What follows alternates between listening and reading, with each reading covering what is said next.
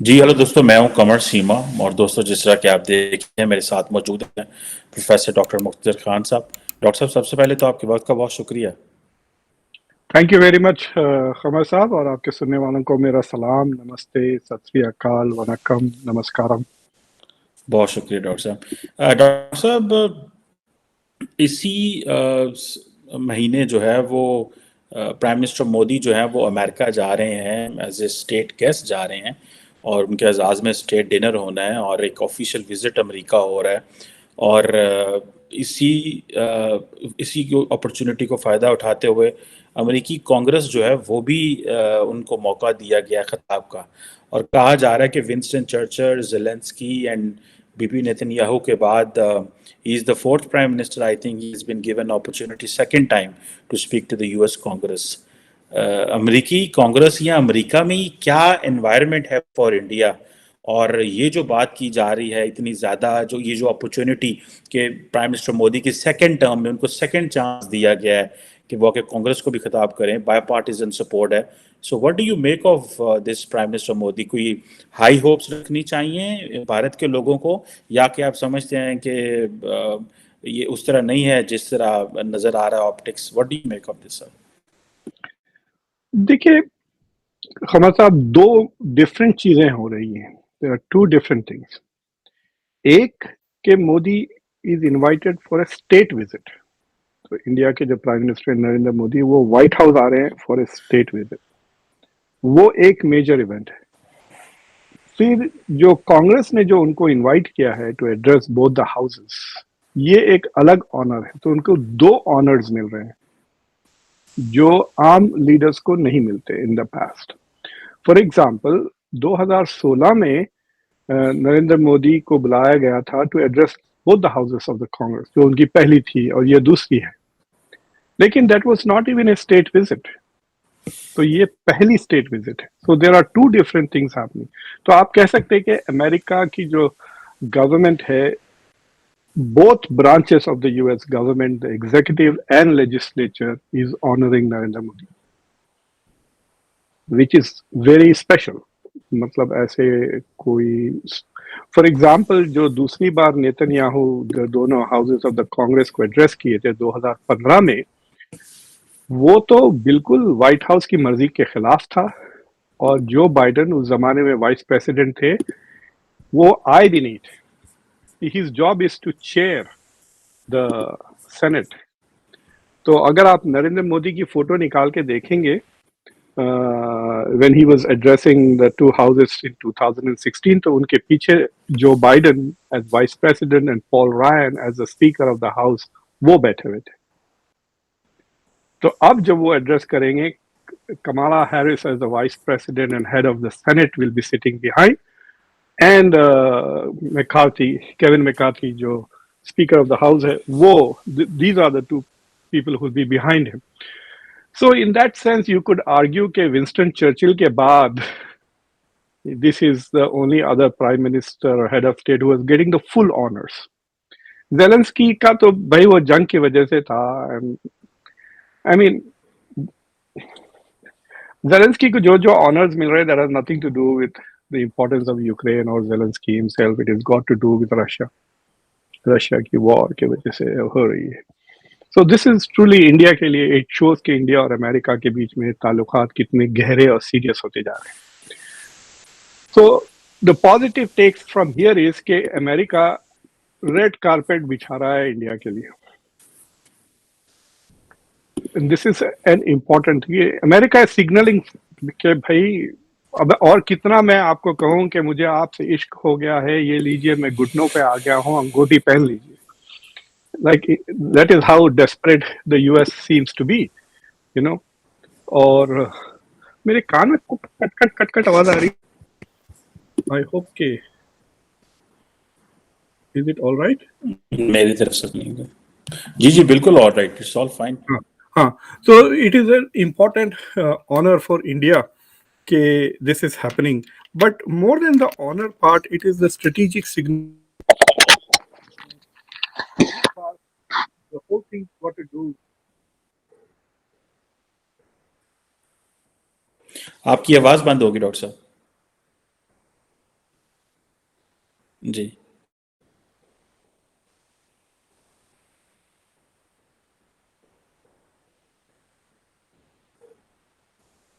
नहीं सर, ये जो चीज़ आपको कर रहे थे ना उसके साथ ही आवाज़ चली गई है। नहीं सर।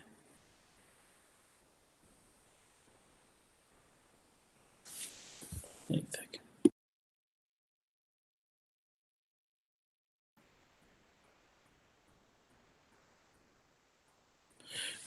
नहीं, ये जो अभी आपने कुछ किया उसके बाद आवाज़ चली गई। नहीं नहीं।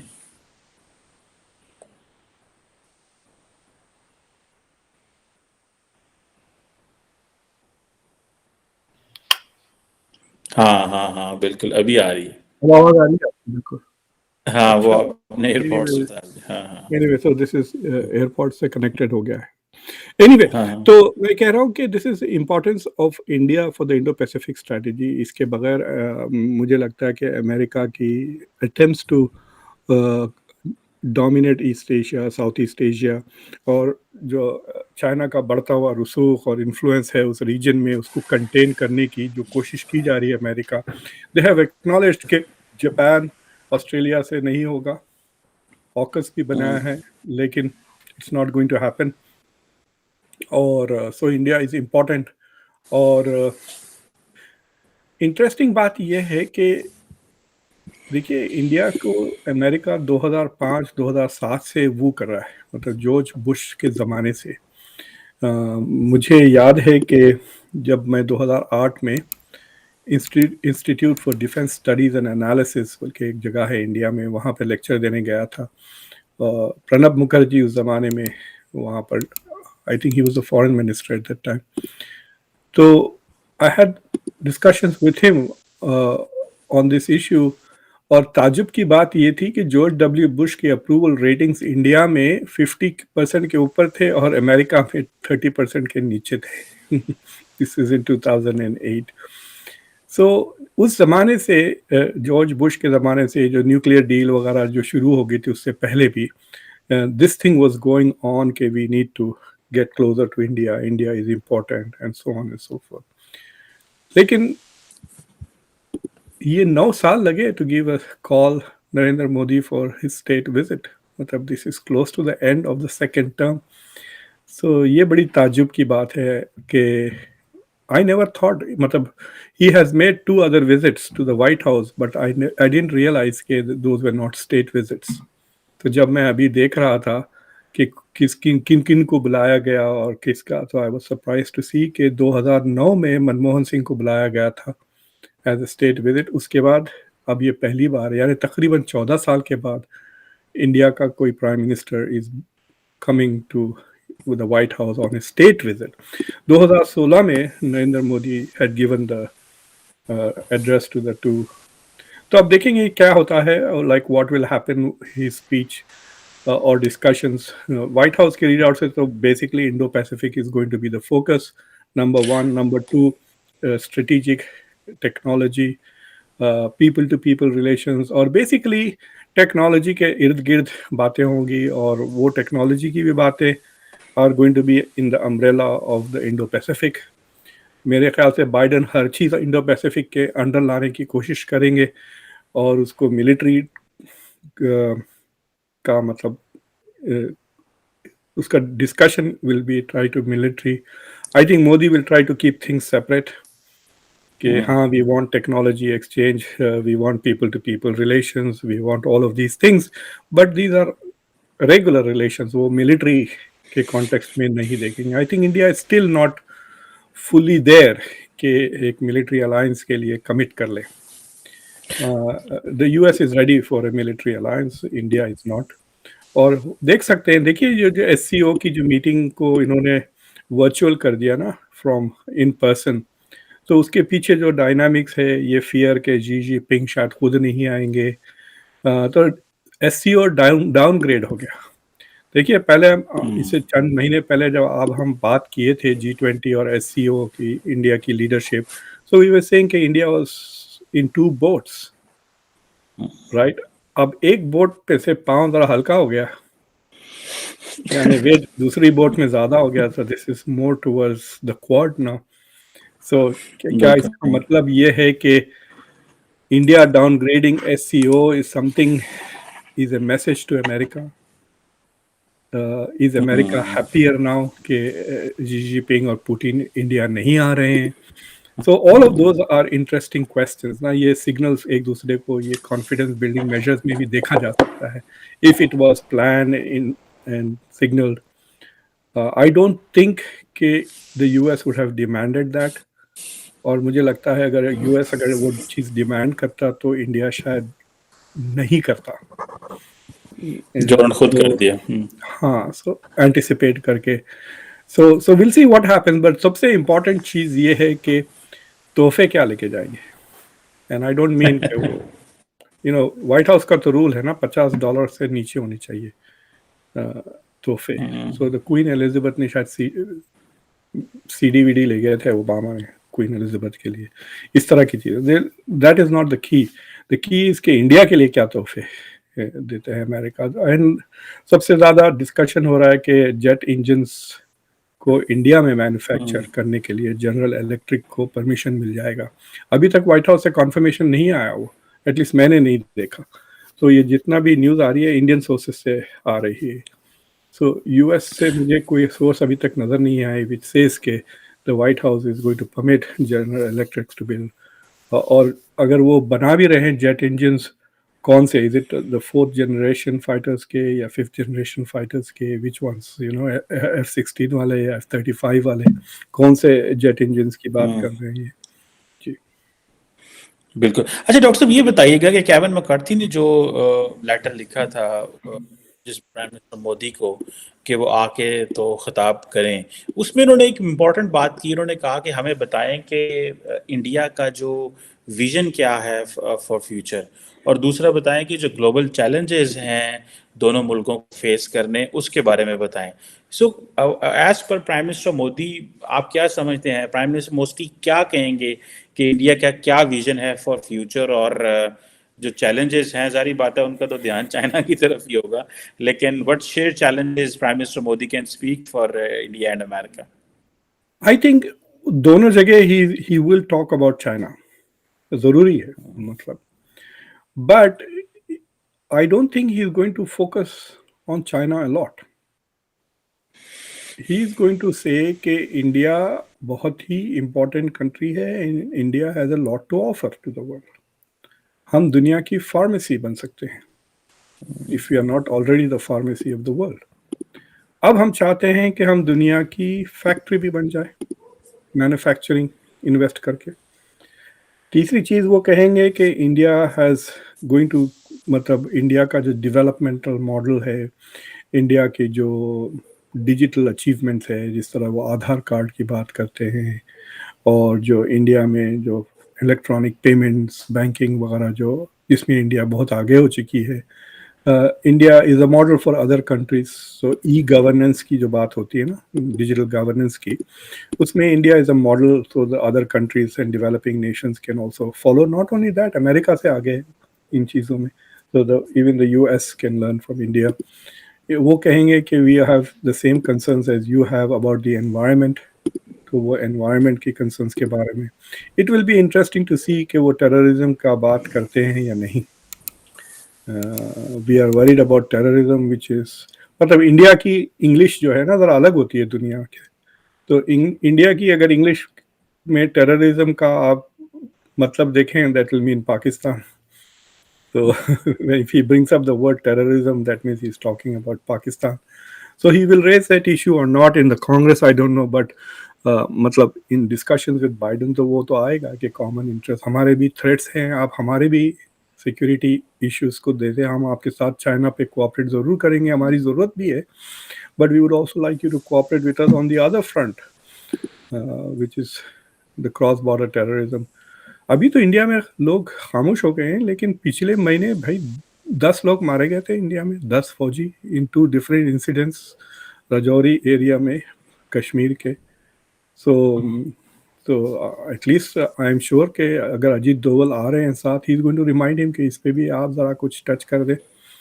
आई एम श्योर के द स्पीच की फर्स्ट ड्राफ्ट ऑलरेडी लिख भी दिए होंगे. They must be working on a first, second, third, fourth drafts to polish it.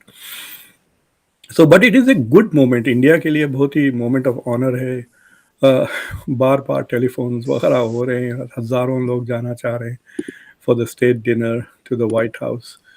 और so yes, for India it's a great moment. और not only great moment, it's a great moment for India US relations. India US relations अभी तो आप ये देख रहे हैं ना कि Indian leaders are wooing the Indian diaspora. I think एक दिन ऐसा आ जाएगा अनकरीब, एंड आई बाय अनकरीब I mean it will B so near in the future that may be आप और मेरे शो पे we will talk about it, कि अमेरिकन पॉलिटिशियंस जब अपनी कैंपेन शुरू करेंगे वो इंडिया में भी जाके तकरीरें करेंगे. देखिए, तो फॉर एग्जांपल अगर बरतानिया में कोई लेट्स से कि क्या नाम है, बर्मिंघम में कोई लोकल सीट के लिए कंटेस्ट कर रहा है, it would be very smart for that person to go to Mirpur ना. राइट, मीरपुर में जाके अगर वो इफ्तार वगैरह कर ले तो आई एम श्योर वोट बढ़ जाएंगे. So it's like that, they have not thought of it, of using that. But I have a feeling कि जिस तरह से अमेरिका के पॉलिटिशियंस इजराइल में जाके कैंपेन करते हैं when they are running for elections here, I think very soon वो जाके इंडिया में भी लेक्चर्स देने लगेंगे to get funding, get votes, get support from the Indian diaspora यहाँ पर. बिल्कुल ठीक. अच्छा डॉक्टर साहब, ये बताइएगा एक इम्पॉर्टेंट डेवलपमेंट ये हो रही है कि जो अमेरिका के जो डिफेंस सेक्रेटरी हैं लॉयड ऑस्टिन, वो इंडिया आए हुए हैं. तो जी हाँ. वो इस खत्ते का दौरा कर रहे थे. तो आप क्या समझते हैं, क्या जो प्राइम मिनिस्टर मोदी का जो विजिट है वॉशिंगटन में, that will heavily be dominated with the agenda on regarding defense? That is why 2 हफ्ते पहले या 3 हफ्ते पहले डिफेंस सेक्रेटरी जो है वो आए हुए हैं India to finalise some projects. और what do you make of this visit sir? देखिए, ब्लिंकन की तो ट्रिप अभी रिसेंटली हो गई थी ना, शंघाई कोऑपरेशन ऑर्गेनाइजेशन के फॉरेन मिनिस्टर्स की मीटिंग में. तो मुझे लगता है कि वहाँ पे ऑलरेडी डिस्कशंस हो गए हैं टू ए ग्रेट एक्सटेंट के प्रोटोकॉल्स वगैरह ये ट्रिप को लेकर. लेकिन जो डिफेंस सेक्रेटरी हैं लॉयड ऑस्टिन, वो 2021 से इंडिया नहीं गए हुए, तो वो तकरीबन 2 साल के बाद जा रहे हैं. And he is going to visit, I think Galwan जाएंगे वो, लद्दाख के तरफ बॉर्डर के पास. He is going to visit that. That is a way of sending a message to China के देखो हम भी यहाँ हैं, we are here with India. So that is a message to China, and this is a message to India that we are with you here. हम इस तो Lloyd वहाँ जाएंगे, वहाँ पे I don't know, he will make some statement from there. और they are also going to identify areas of cooperation. आपको याद है कि जो करंट नेशनल डिफेंस बजट है अमेरिका का, उसमें काफ़ी इंडिया का डिस्कशन है about defence leadership, about critical technologies, drones technology के बारे में है. So they are going to talk about intelligence sharing, real time data sharing, इस तरह की चीज़ों की. सो आई हैव अ फीलिंग के देखिए, America is going to focus a lot on India's. Let us say कि भाई आपके पास क्या होते हैं वो एंड्रॉयड फोन्स, टेलीफोन है, राइट? और मैं चाह रहा हूँ कि आप मेरा फोन एप्पल खरीद लें. One way to trick you into doing that will be to gift you an Apple laptop. Right? तो देखेंगे आप, अरे एप्पल तो बड़ी ज़बरदस्त चीज़ है, मैं ये क्या वक्त गुजार रहा हूँ डेल शेल के साथ. And then you saying, oh if I get Apple laptop now I need to have other Apple accessories. मुझे आईपैड भी चाहिए, एप्पल का ड्रोन भी चाहिए, एप्पल का जेट फाइटर भी चाहिए, एप्पल का, right? So I have a feeling के they are going to slowly give India critical advance technologies, and then जो बैक उससे जो रिवर्स जाके इंडिया वाले का फिर हम ये रशियन बकवास क्या कर रहे हैं इन चीज़ों से, 1980s के मिक्स कोड आ रहे हैं. Why do we need this? Let's trash this. In fact ये अच्छा मौका है, इंडिया को चाहिए कि सारे के सारे पुराने जो हवाई जहाज हैं मिग विग वे उसको यूक्रेन को दे दे एंड देन उनके बदले नए F-16 F-35 ले लें अमेरिका से। So I have a feeling कि there is going to be lot of discussion about defence technology, defence capability, India का किस हद तक। See America wants to get a very good picture कि India कितना डिपेंडेंट है Russia पर on defense technology, and then the next step will be to study is how to replace it. Or India has to be very careful. Equal to equal अगर replace करता है India, so it will become equally dependent on the US. What India has to do is to hybrid model, Atmanirbhar plus US. So in some areas we should try to become, यानी अगर Russia पे इतना dependent है तो इतना dependent America पे ना रहे, इतना रहे और इतना आत्मनिर्भर हो जाए. So I think that would be the best way for India to go forward, but that takes time. और अगर चाइना का जो थ्रेट है, if India perceives कि it's a very urgent threat, then वो मेरे ख्याल से शिफ्ट हो जाए ना हो. I don't know what decisions they will take. So यहाँ पे आजकल वाशिंगटन में डिस्कशंस में जो ट्रेडिशनल इंडिया वॉचर्स हैं और जो मुझसे ज़्यादा इंटरेक्ट करते हैं इंडिया के एस्टेब्लिशमेंट से, उनका कहना है कि India is very seriously worried about China. जो मैं बार बार कहता हूँ कि India and China can potentially patch up, वो लोग कहते हैं कि Muqtedar you are wrong on that. India feels कि China is too hostile for India to even consider that possibility. और फिर वो ये पाकिस्तान चाइना की जो जुगलबंदी है उसको भी makes China less trustworthy.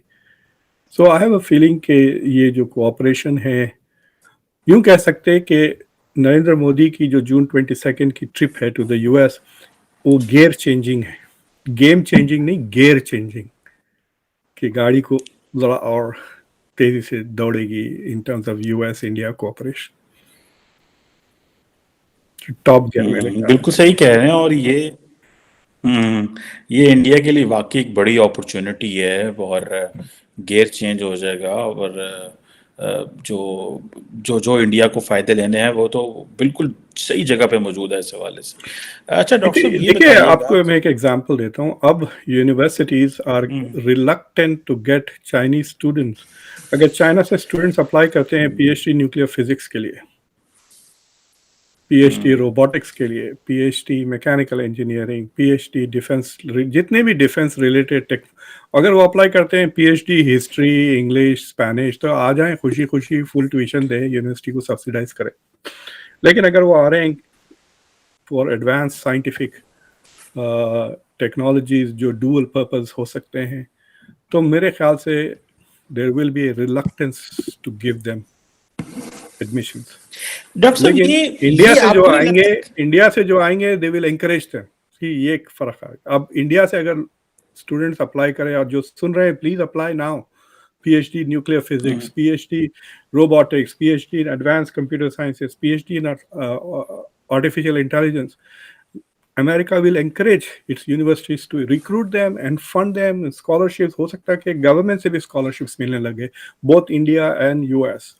So these are some of the मतलब low hanging fruits हैं ये, but they have long term benefits for both countries. Doctor साहब, आपको नहीं लगता ये एक डिफीटेड माइंडसेट है? वो कह रहे हैं हम डी रिस्क कर रहे हैं, बेसिकली तो सारा यूरोप और अमेरिका आजकल डी रिस्क की बात कर रहा है. लेकिन अगर आप चाइनीज को ऐसे कहेंगे कि मतलब आपने एक पैनिक क्रिएट कर दी है, नहीं चाइनीज को एडमिशन नहीं देने, नहीं इनको ये नहीं करना, इनको यहाँ नहीं घुसने देना, ये कर लेंगे वो, आपको लगता है कि एक as a outsider, I am not a part of the west, but sitting in Pakistan, Islamabad, मुझे ऐसा लग रहा है कि जैसे यूरोप एंड अमेरिका के अंदर एक चाइना के बारे पैनिक है, ट्रेड, डिफेंस, वो चीजें और हैं, लेकिन हर जगह पे उनको रोकना, एंटर ना होने दो. Do you see this is a panic, और do you think this is a good remedy? नहीं, थोड़ा गुस्सा भी है. गुस्सा इसलिए, देखिए Nixon went to China, China को यूएन में वीटो पावर्स मिले, चाइना को इन्होंने मोस्ट फेवर्ड नेशन स्टेटस दिया बिल क्लिंटन ने. चाइना को वर्ल्ड ट्रेड ऑर्गेनाइजेशन में, even though it did not qualify, उसको घुसेड़ा। ग्लोबलाइजेशन का सबसे ज़्यादा फायदा चाइना को हुआ, मैन्युफैक्चरिंग वगैरह अमेरिका फैसिलिटेटेड। अमेरिका ने सारी मैन्युफैक्चरिंग अमेरिका से वहाँ शिफ्ट कर दी। यानी चाइना में literally millions of, hundreds of millions of jobs America ने क्रिएट करे। अब ये हमारी बिल्ली हम ही से मियाऊं वाली बात हो गई ना, राइट। अब ये पुश कर रहे हैं। तो मेरे वालिद कभी कभी मजाक से मुझे कहते थे, बेटे घड़ा कितना भी बड़ा हो जाए नल के नीचे ही रहता है। पानी तो लेना है वहां से। तो चाइना को वो सबक सिखाना है कि भाई घड़ा कितना भी बड़ा हो जाए, नल यहाँ पर है।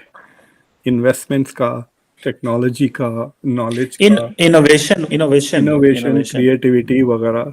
तो अगर चाइना के साथ अमेरिका का नॉलेज, फाइनेंशियल और बिजनेस डीलिंकिंग हो जाती है, which is not, which America will also suffer, China का ग्रोथ कम हो जाएगा।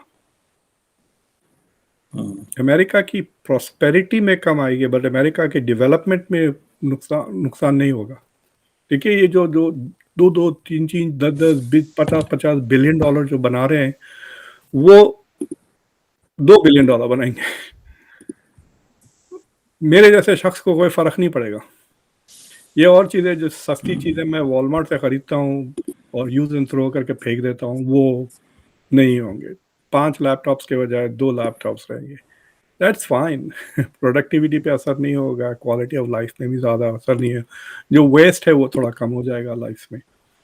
So for the United States, I think the risks are lesser, except for the top business sector, जो top 1% है। और चाइना के लिए it is more harmful। मुझे logic China की समझ में नहीं आती कि इट्स लाइक सेइंग कि भाई यू नो आपको ब्लू बेल्ट क्या मिल गया, आप जाके 10 डिग्री ब्लैक बेल्ट से आप उस अकड़ना शुरू कर दिए, 2 थप्पड़े लगे तो सीधे हो जाओगे। सो that is what I don't understand, कि इतना गुरूर, इतना एग्रेशन कहाँ से आ रहा है, राइट। अभी तक तो सो आई हैव कि देखें, may be they think they are ready. If they are ready, देखें रशिया का क्या हाल हुआ है। Russia is going to become a third world country with nuclear weapons. आप तो ऐसे मुल्कों को अच्छी तरह से जानते हैं जो अपने हम तो खुद उसको हम एग्जैक्टली तो वही कह खुद रहा हूँ। हम तो खुद हाँ, तो ऐसा कौन सा पावर पाकिस्तान बन गया अपना, वो आम के मतलब they are not able to pay for their atta, कहते हैं ना, आटे दाल का भाव पता लग गया है, रख के क्या सही कह रहे न्यूक्लियर हैं, सही वेपन्स कह रहे हैं। खाएंगे। रशिया का भी वही हाल होने क्या वाला कर है जी। चलें, let's see, as long as वो तेल बेची जा रहे हैं और पैसे बनाई जा रहे हैं, ये भी उनके लिए भी वो ठीक है। वो टेक्नोलॉजी के नहीं, दरवाजे तो उनकी बंद हो रहे हैं। इकोनॉमी उसके बावजूद इज इन, मतलब नेगेटिव ग्रोथ है ना अभी भी। इसके बावजूद आप देखें लास्ट ईयर से चाइना का जो, रशिया का जो इकोनॉमिक जीडीपी ग्रोथ था, it is negative. And they are selling a lot of oil, but they are selling it at a lower price, at a discount पे बेच रहे हैं, and they are selling it to poorer countries, right? उनका Europe has come out of the dependency on Russia। मतलब Europe के लिए एक unintended benefit हो गया है एक किस्म से, जो वो रशिया से आज़ाद हो गए हैं, I mean they are paying more. America का काफ़ी फ़ायदा हो रहा है। They are paying a lot for their energy to the US, but they are out of that. And बड़ी तेज़ी से हो गया ये मामला। लोग मतलब 1.5 साल पहले कह रहे थे it will take several years, but the dependency has reduce significantly. So Russia का जो लेवरेज था ना एनर्जी डिपेंडेंसी की वजह से, वो लेवरेज भी तो कम हो गया है, राइट। और फिर ये नेटो को भी इन्होंने रिवाइटलाइज कर दिया। मतलब सेकंड कहते हैं ना, जान आ गई नेटो में, और they are cooperating, they are spending more on defence, इस तरह। So what Russia has done, मतलब इट एवरी, जितने दिन लग रहे हैं हर दिन से साफ नजर आ रहा है कि it's a bigger strategic blunder than we thought. और वही चीज देखकर China has to learn a lesson. देखिए, चाइना के पास हम्म। वो चीज नहीं है जो अमेरिका के पास है, दैट इज एलाइज। आप मुझे बताएं, चाइना के एलाइज कौन है? Russia, Pakistan? Will they fight for China? India के पास, अमेरिका के पास जितने भी एलाइज हैं, many of them are bigger than Russia in their GDP. Germany को ले लें, फ्रांस को ले लें, बर्तानिया ले लें, पूरा का पूरा वेस्टर्न यूरोप है। और the top economies of east Asia, south Korea, Japan, Australia, ये सब अमेरिका के साथ है। अब इंडिया भी आ गया। मतलब इन टर्म्स ऑफ पॉपुलेशन अगर इंडिया यूरोप को ले लें, तकरीबन 3-3.5 बिलियन लोग अमेरिका के साथ हैं। और in terms of global GDP, that will be more than 50% of the global GDP strategically aligned with the US. इससे क्या लड़ेगा चाइना?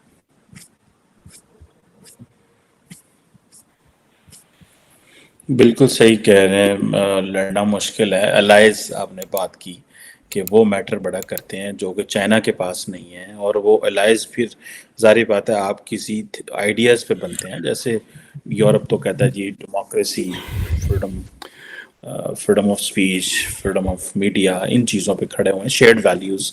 तो चाइना के पास तो शेयर्ड वैल्यूज़ नहीं, they talk of shared future, they talk of shared growth. हाँ भाई, but I don't think कि पाकिस्तान और चाइना के क्या शेयर्ड वैल्यूज हैं। दिन ब दिन वो, मतलब एक ही नहीं चीज में कॉमन है, वो भी उइगर मस्जिदें तोड़ रहे हैं, आप अहमदिया के नहीं मस्जिदें नहीं, तोड़ते Chinese हैं। don't talk of values. हाँ, कोई Chinese they don't talk of values. I am saying Chinese talk of shared growth. Shared growth की बात करते हैं, शेयर्ड फ्यूचर की बात करते हैं। वो इकोनॉमी उस सेंस में बात करते हैं। वो तो वैल्यूज तो है ही नहीं, अब डिस्कस क्या करना है। ना मीडिया है, चाइना ना के डेमोक्रेसी पार्टनर्स में है, देख ना लें पीपल हम, टू पीपल है। Which Chinese partner is having an economic growth?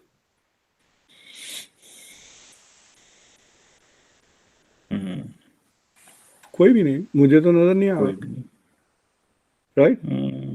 और जो जो, या फिर अभी चाइना अभी शुरू हुआ, ये भी तो एक फैक्टर है ना लाइंस बनाने हाँ तो वो कहते हैं ना, इब्तिदाई इश्क है रोता है क्या, आगे आगे देख कि होता है क्या। You know. क्या, वो तो अब देखते हैं क्या होता है। लेकिन ऑब्वियसली फॉर पाकिस्तान हमें तो अपनी टेंशन पड़ी हुई है डॉक्टर साहब, क्योंकि यहाँ पे एक है जो लीडरशिप है, सियासतदान जो है वो आधे डिवाइडेड है, कहते हैं चाइना की तरफ चले जाएं, अमेरिका ने हमें ये कर दिया। कुछ जो है वो समझते हैं नहीं, अमेरिका और यूरोप से ताल्लुकात ठीक रखें वरना आइसोलेट हो जाएंगे दुनिया से। तो अभी कभी खुल के डिस्कशन तो पाकिस्तान के पॉलिटिकल लैंडस्केप पे अभी इस तरह की नहीं हुई, क्योंकि हमारी आपस के अंदर की लड़ाइयाँ बहुत ज़्यादा हैं। लेकिन यहाँ पे इंटरनल भी जारी बात है, चलता रहता है कुछ ना देखिए, कुछ के क्या करना है। आपकी एलीट अंग्रेजी बोलती है, हाँ जी। चाइनीज तो नहीं बोलती ना। चाइनीज नहीं नहीं कौन नहीं से नहीं। एलीट को ले लें आप, मिलिट्री एलीट को ले लें, पॉलिटिकल एलीट को ले लें, जो फाइनेंशियल एलीट है उसको ले लें, क्या उनके बच्चे चाइनीज सीख रहे हैं? नो। कितनी यूनिवर्सिटीज में इवन जो सर चाइनीज डॉक्टर पढ़ाई जाती साहब, है बताइए मुझे? आपके कितनी यूनिवर्सिटीज में चाइनीज पढ़ाई जाती बहुत सारी यूनिवर्सिटी में शुरू हो है? गई है। अच्छा। इवन कि मेरी अपनी university, we have a Confucius institute and we have a Chinese department separately. लेकिन मोमेंटम स्लो हुआ है डॉक्टर साहब। ये जो मोमेंटम बढ़ा था ना 2015-14 जब शी जिनपिंग आए थे पाकिस्तान, तो हर तरफ, इवन कि मैं, क्योंकि I come from Gujranwala, that is basically industrial city, तो मेरे सारे जो क्लास फेलो है स्कूल के वो सारे बिजनेस करते हैं। तो वो सारे देवर ऑल ईगर, कीन फॉर लर्निंग चाइनीज। लेकिन वो सबका मोमेंटम टूट गया है। सियालकोट, गुजरांवाला, फैसलाबाद, लाहौर, ये सारे जो है ना बिजनेस सिटीज हैं सारे टुगेदर। वहाँ पे बड़ा छोटा हर बंदे बिजनेस करता है। तो वो मोमेंटम नहीं रहा। You are absolutely right. लेकिन आया था इंफ्रास्ट्रक्चर, लेकिन वो चीज़ें ट्रांसफॉर्म नहीं कर सका। वो मेरा ख्याल है चाइनीज का मॉडल ये है कि वो टॉप ऊपर लेवल पे, इवन के फॉरगेट दैट डॉक्टर साहब, जो मेरे अपने दोस्त चाइना गए हैं पीएचडीज करने, हमारे दोस्त क्लास फेलो डिफरेंट फील्ड्स में, not just in international relations, in management and other, they are not impressed, और वो वापस आते हैं तो उनके कोई इतने अच्छे रिव्यूज एंड व्यूज नहीं होते। सो ये ऑब्वियसली वो people to people contact develop नहीं हो सका, डिस्पाइट द फैक्ट कि चाइनीज ने पिछले 10-12 साल से कोशिश की है, लेकिन इट हैज़ बैकफायर्ड। इसके ऊपर भी प्रॉपर अगर स्टडी हो तो पता चल सकता है कि क्या है बेसिकली। देखिए, हमारे पास भी कन्फ्यूशन सेंटर था यूनिवर्सिटी ऑफ दिल्ली में, 10-12 साल था। और यहाँ पे थोड़े स्कूल्स हैं, पब्लिक स्कूल्स हैं, जिसमें चाइनीज़ इमर्शन होता है, यानी अमेरिकन बच्चे हर सब्जेक्ट चाइनीज़ में सीखते हैं, so they learn the Chinese language. लेकिन हमारी यूनिवर्सिटी में जो चाइनीज़ कन्फ्यूशन सेंटर का बंदा था, उसने किसी एक कोर्स के ताल्लुक से इंटरफेरेंस दिखाई उसने, कि ये क्यों पढ़ा रहे हैं। आपको पता है, हमने बंद कर दिया सेंटर, पैसे वापस कर दिए चाइना के। एक बार उसने दखल दी कि ये कोर्स ऐसा क्यों पढ़ा रहे हैं, why is this professor teaching this और दैट। उनको समझ में नहीं आता। Academic freedom is so so strict कि हद नहीं, यू नो, कि हद नहीं। यहाँ पे एक दो प्रोफेसर्स ने काफ़ी क्रिटिकल बातें की अपनी क्लास में अबाउट यूक्रेन, तो हमारा एक डिपार्टमेंट हेड ऐसे खाली सवाल उठाया उसने, मुझे याद है, मैं तो उसके ऊपर बरस पड़ा। मैंने बोला क्या क्या कि तुम कहने वाले हो कि what we should teach in the classroom. He said no no I did not want to say that. मैं बोला बैक ऑफ, अभी अभी इसी वक्त अपोलोजाइज करो और वो स्टेटमेंट वापस लो। तुम ख्याल भी नहीं जाहिर कर सकते, तुम हम कुछ भी पढ़ाएंगे, नन ऑफ योर बिजनेस। मैं एक क्लास का नाम यूक्रेन रख के मैं सारा का सारा क्लास रशिया के बारे में पढ़ा सकता हूँ। You cannot interfere with the professors. Academic freedom is very serious. और उस पर काफ़ी झगड़े चल रहे हैं ना, ये LGBT वगैरह चीज़ों को लेकर अमेरिका में कल्चरली। तो हर बार universities are bending the rules but the courts are upholding the rules. तो यूनिवर्सिटी में प्रोफेसर हार जा रहे हैं, लेकिन कोर्ट्स में वो जीत रहे हैं केसेस इस तरह के। सो वो कन्फ्यूशन सेंटर थोड़ा सा इंटरफियर किया था एकेडमिक प्रोसेसेस में, इसको निकाल बाहर कर दिया हम लोगों ने, पैसे भी वापस कर दिए। वो ज़्यादा नहीं देते, $1 मिलियन देते हैं वो to establish the centre. Immediately it was no big deal, we sent it back. और नंबर ऑफ कन्फ्यूशन सेंटर्स मेरे ख्याल से यूएस में कम हो गए। और मैं जो है सो अर्जेंटीना गया था 2021 में as US professor of US foreign policy, US chair on American foreign policy, वहाँ पर अर्जेंटीना में। तो वहाँ पे मैं गया, तो वहाँ पे एम्बेसी वालों ने मुझे कहा कि आपको शायद कोई चाइनीज़ गवर्नमेंट के लोग कांटेक्ट करेंगे, प्लीज़ आप अपना सिलेबस वगैरह उनको ना दें। मैं बोला क्यों? इसे वो कॉपी करने की कोशिश कर रहे हैं अमेरिकन एकेडमिक प्रोसेसेस। तो जो पब्लिक डिप्लोमेसी होती है, एकेडमिक पब्लिक डिप्लोमेसी, उसको कॉपी करने की वो कोशिश कर रहे हैं। So they are trying to copy a lot of American ways of doing diplomacy वगैरह, but they are not still in that league. मतलब जर्मनी के पास बेहतर अरेंजमेंट्स है पब्लिक डिप्लोमेसी के। ऑलियंस फ्रांसे हैदराबाद में, मैं जिस शहर से आता हूँ, 1970s में ऑलियंस फ्रांसे था। और जर्मन भी कोई सेंटर्स वहाँ पे थे। But I don't know whether there is a Confucius centre in Hyderabad और नॉट। बिल्कुल ठीक। Thank you very much doctor साहब, बड़ा मज़ा आया, बड़ी इंटरेक्टिव डिस्कशन हो गई। And we started talking about India and get into the Chinese affair में चले गए। बहुत शुक्रिया आपके वक्त का। It's always pleasure talking to you sir. Thank बहुत यू वेरी मच, शुक्रिया। Thank you very much.